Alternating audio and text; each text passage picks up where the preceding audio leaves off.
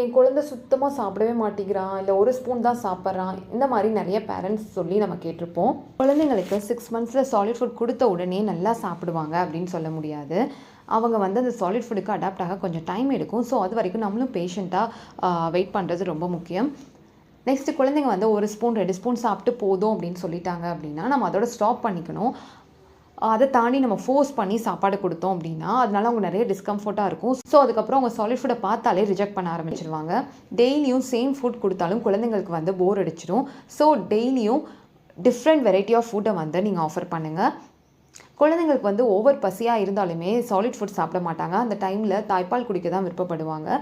So breast feet பண்ணிவிட்டு 30 to 45 மினிட்ஸ்க்கு அப்புறம் நம்ம சாலிட் ஃபுட் கொடுக்கலாம். அண்ட் குழந்தைங்க வந்து ஹாப்பி மூடில் இருக்காங்களா அப்படின்னு பார்க்கணும்.